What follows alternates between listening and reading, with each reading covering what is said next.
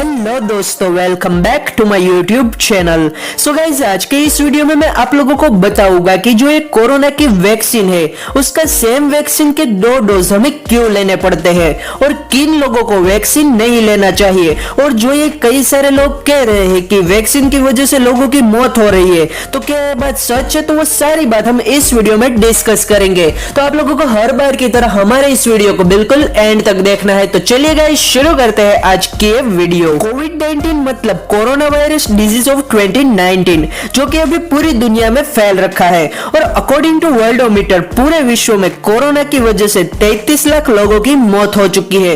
तो अभी ऐसी परिस्थिति में हमारे लिए राहत की बात यह है कि अभी मार्केट में बहुत से टाइप के वैक्सीन आ गए हैं और अभी इंडिया में कोविशील्ड और कोवैक्सिन दिए जा रहे हैं और इसके आपको 2 डोज लेने हैं। इसमें अगर आपने पहला डोज कोविशील्ड का लिया है तो दूसरा डोज भी आपको उसी का ही यानी कि कोविशील्ड का ही लेना होता है। तो अभी सवाल ये है कि वैक्सीन के 2 डोज क्यों?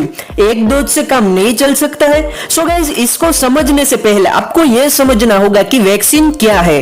जब वैक्सीन आपके शरीर पर लगता है तो वह आपके शरीर को किसी बीमारी, वायरस या फिर संक्रमण से लड़ने के लिए तैयार करता है। वैक्सीन लगने के बाद आपके शरीर में एंटीबॉडीज एक्टिवेट होने लगते हैं, उस बीमारी के लिए एक्टिवेट होने लगते हैं जो आपको अभी है तो नहीं पर फ्यूचर में भी आपको न हो सके इसके लिए। अमेरिका के सीडीसी यानी कि centre of disease control and prevention का कहना है कि वैक्सीन बहुत ज्यादा शक्तिशाली होती है क्योंकि ये अधिकांश दवाओं के विपरीत किसी बीमारी का इलाज नहीं करती है बल्कि उन्हें होने से रोकती है। साइंटिस्ट और डॉक्टर्स जब वैक्सीन को टेस्ट कर रहे थे तब यह पाया गया कि जब फर्स्ट डोज लेते हैं तो उसके बाद बॉडी थोड़ा वीक रिस्पॉन्स करती है यानी कि एंटीबॉडीज बहुत कम मात्रा में बनते हैं, लेकिन सेकंड डोज लेने के बाद फुल फोर्स में काम करने लगता है। वैक्सीन के फर्स्ट डोज को लेने के बाद आपको कुछ ही वीक में सेकंड डोज लेना पड़ता है और सेकंड डोज लेने के बाद ये तुरंत काम नहीं करता है, उसे थोड़ा और वक्त चाहिए, कुछ हफ्तों का। और आप लोग ऐसा मत समझ लेना कि वैक्सीन ले लिया तो फुल आजादी, नहीं गाइस, वैक्सीन के साथ साथ आपको प्रिकॉशन भी लेना है।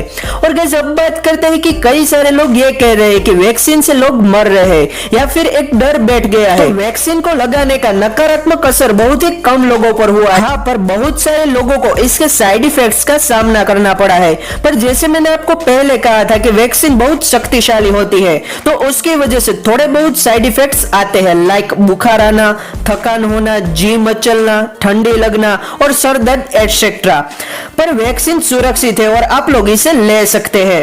अब बात करते हैं कि किसको वैक्सीन नहीं लेना चाहिए। उन लोगों को वैक्सीन नहीं लेना चाहिए जिनको वैक्सीन के अंदर के इंग्रेडिएंट से एलर्जी हो या फिर जिनको पहले से बीपी या फिर डायबिटीज जैसी बीमारी हो और जिसने पहला डोज लिया हो और लगता हो कि इससे एलर्जी हो तो दूसरा डोज नहीं लेना चाहिए। और प्रेग्नेंट वुमन को भी वैक्सीन नहीं लेना चाहिए क्योंकि उसके ऊपर अभी स्टडीज नहीं हुई है। और लो इम्यूनिटी वाले लोगों को भी वैक्सीन नहीं लगवानी चाहिए। सो गाइस, आज के वीडियो में बस इतना ही। मैं होप करता हूँ कि आप लोगों को मेरा आज का वीडियो अच्छा लगा होगा। अगर अच्छा लगा है तो देन प्लीज इस वीडियो को लाइक कर दीजिए और आप लोग मुझे कमेंट करके बताइए कि आप लोगों को मेरा आज का वीडियो कैसा लगा। और अगर आप पहली बार हमारे चैनल को विजिट कर रहे हैं तो चैनल को सब्सक्राइब कर दीजिए और बाजू में दिए गए नोटिफिकेशन आइकन में ऑल नोटिफिकेशन पर क्लिक कर दीजिए ताकि जब भी मैं कोई भी ऐसी इंफॉर्मेटिव वीडियो लाऊं तो उसका नोटिफिकेशन आप लोगों को सबसे पहले मिल जाए। सो गाइस, मिलते हैं अगले वीडियो में, तब तक के लिए stay tuned. Okay, bye bye, take care, thank you.